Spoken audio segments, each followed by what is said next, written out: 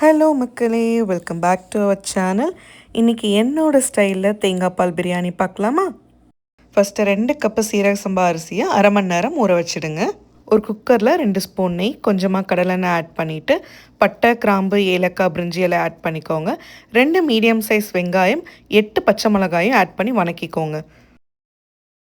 லைட்டாக வணக்கிட்டு ஒரு 10 பீஸ் முந்திரியும் ஒரு கை ஃபுல்லாக புதினாவும் சேர்த்து வணக்கிக்கோங்க. வெங்காயம் லைட்டாக பொன்னிறமானோடனே ஒரு மீடியம் சைஸ் தக்காளி ஆட் பண்ணிக்கோங்க.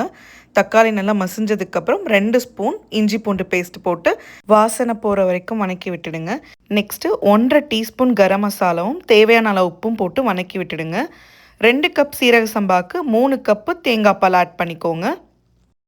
நெக்ஸ்ட்டு அரை மணி நேரம் ஊற வச்ச சீரக சம்பா அரிசி ஆட் பண்ணிவிட்டு ஒரு கை ஃபுல்லாக கொத்தமல்லி ஆட் பண்ணிக்கோங்க. மிக்ஸ் பண்ணி மூடி போட்டு ஒரு விசில் விட்டுடுங்க.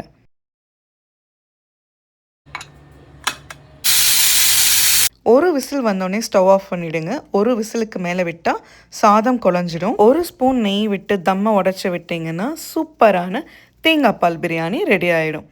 இது கூட காரமான சிக்கன் கிரேவி வச்சு ட்ரை பண்ணி பாருங்கள். ட்ரை பண்ணி பார்த்துட்டு மறக்காமல் என்கிட்ட சொல்லுங்கள். மீண்டும் அடுத்த வீடியோவில் சந்திப்போம்.